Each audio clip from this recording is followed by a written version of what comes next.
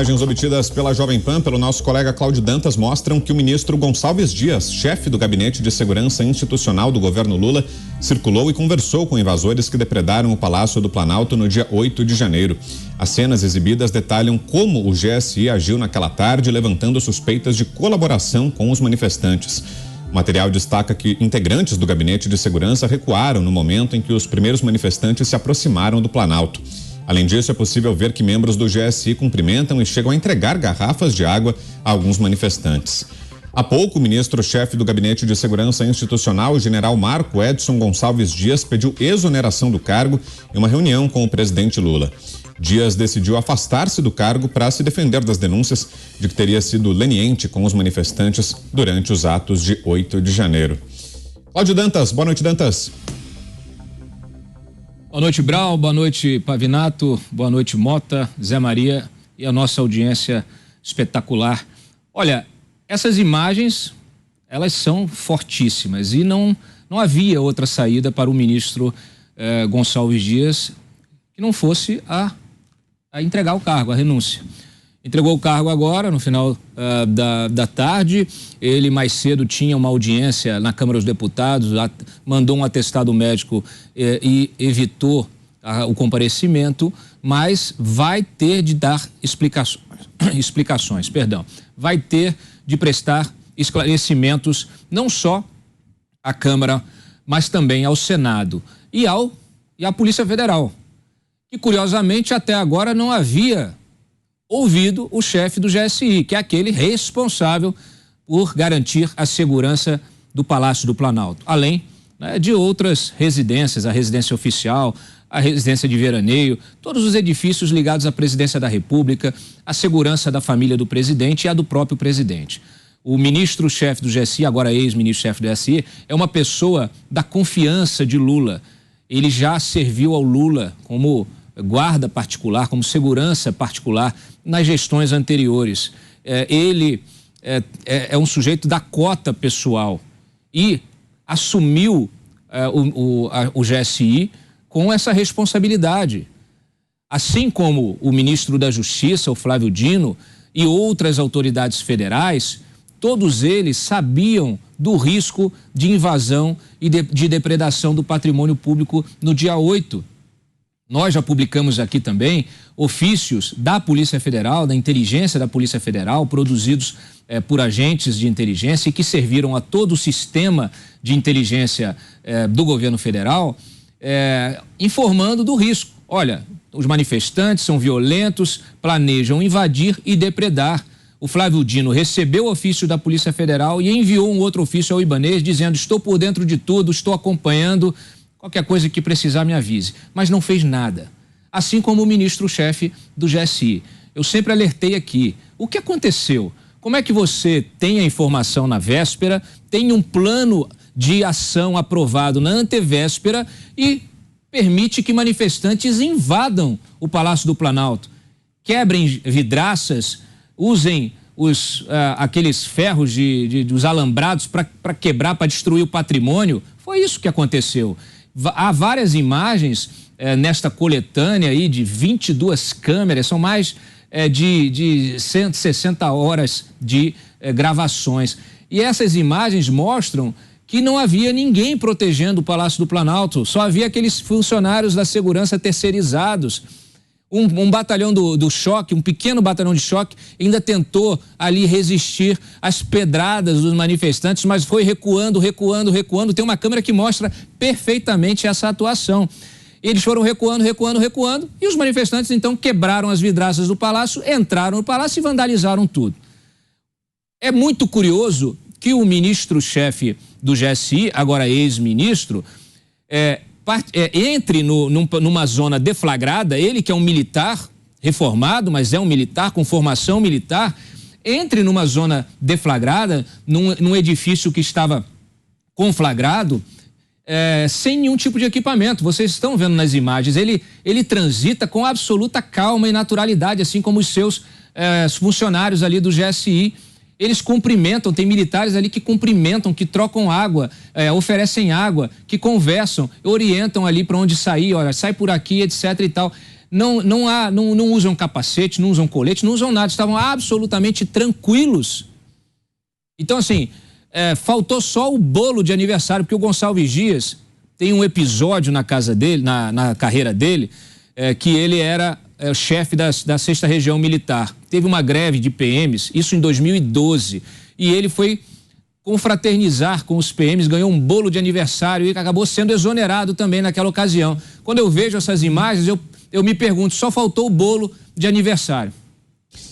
Thiago Pavinato, boa noite, Pavi. Só faltou o bolo de aniversário, mas podia ter mandado um bolos de aniversário ali, né? O Dantas, ele pergunta, né? Se eles sabiam de tudo isso e deixaram tudo isso acontecer. Olha, Dantas, eu acho que nem o Peru, se Peru soubesse ler o calendário, ele seria tão incauto como foram as autoridades que deveriam zelar pelo patrimônio da União.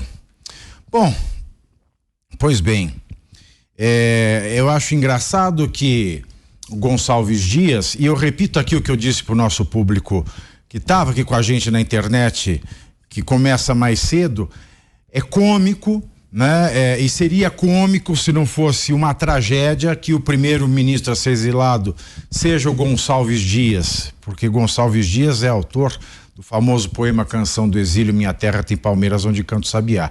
Mas o Gonçalves Dias, ele apresentou um atestado para não ir à Câmara mais cedo, um atestado sem CID, sem a classificação da doença, um atestado que me cheira a atestado falso, e atestado falso é crime. E foi a uma reunião com o presidente Lula, onde ele deixou o cargo. Aí eu pergunto, a melhora dele foi súbita ou o atestado dele foi falso para não ir à Câmara? Fica mais uma pergunta dentro desse caldeirão de perguntas não respondidas ao povo brasileiro que nós temos encarado faz muito tempo. Eu ia dizer desde o 8 de janeiro, mas isso vem desde a corrida eleitoral. Bom, e outra pergunta que vai para esse caldeirão de perguntas não respondidas que deixam o povo brasileiro em estado de real insânia é a seguinte: se essas imagens estavam no inquérito que foi conduzido pela Polícia Federal, porque a Polícia Federal interveio no Distrito Federal e começou as investigações que levaram 1.406 pessoas à prisão e depois a 1.309 pessoas presas cautelarmente, preventivamente ou em liberdade provisória. Se essas imagens estavam no inquérito que foram levadas à PGR, a Procuradoria-Geral da República, que transformou em essas 1.309 investigações em 1.309 denúncias, por que é que a Polícia Federal não ouviu o ministro Gonçalves Dias do GSI? Porque se essas imagens estavam lá o tempo todo, muitas das conclusões que foram apresentadas nas denúncias que têm sido acatadas no STF para transformarem suspeitos em réus, se essas imagens estavam lá e ele não foi ouvido e ninguém da GSI foi ouvido, eu tenho uma quebra da cadeia de custódia da investigação criminal e com a quebra da cadeia de custódia eu tenho uma nulidade dessa investigação. E se a investigação é nula, a denúncia é nula e o processo é nulo.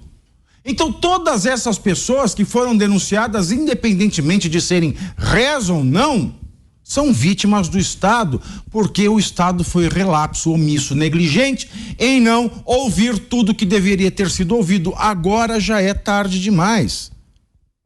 Há, enfim, um abuso de autoridade da Polícia Federal, da Procuradoria-Geral da República e do próprio STF, que acatou denúncias mal feitas, porque o STF também tem acesso a esses vídeos. Esse vídeo, imagino, acompanha as denúncias, porque é prova. Logo, o que nós vemos hoje no Brasil é a prova de que todas essas 1.309 pessoas que estão sendo denunciadas devem ser soltas e, se quiserem processá-las, devem começar a investigação do zero, porque tudo isso já está eivado de nulidade. Se nós temos um presidente que hoje é presidente por se valer do benefício, da garantia processual, da correteza no processo penal, nós não podemos deixar 1.309 brasileiros sem gozar do mesmo benefício. Tudo isso, então, se torna nulo. Roberto Mota. Boa noite, Mota. Boa noite, Brown. Boa noite, meus colegas. Boa noite, nossa audiência. É preciso muito cuidado para interpretar essas imagens quando a gente não tem as informações completas, quando a gente não tem o contexto, quando a gente não escuta o que foi dito lá. A gente teve, né, o Brasil teve muitas surpresas nos últimos meses. Parece que essas surpresas estão longe de acabar. Agora, examinando essas imagens, a gente consegue ver várias coisas, né?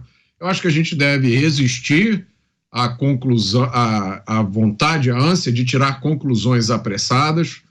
Eu acho que nós não devemos fazer como algumas figuras públicas fazem, de se arvorar em si próprio as funções de acusador, de juiz, de carrasco. Eu acho que, nesse momento, basta a gente fazer algumas observações sobre o que a gente pode ver, né? O que a gente pode ver é a presença de um general, que também era ministro, no local onde estavam ocorrendo atos de vandalismo. O que a gente pode observar é uma aparente naturalidade, uma convivência tranquila no mesmo espaço daqueles que foram chamados de vândalos, golpistas ou terroristas e as pessoas responsáveis pela segurança do local, o que não se alinha muito bem com a narrativa oficial dos fatos. A gente vê, inclusive, pessoas da segurança oferecendo água para os invasores, o que não é um comportamento padrão de forças de segurança ao lidar com invasores de local nenhum, pelo menos não que eu saiba. Eu não conhecia esse protocolo.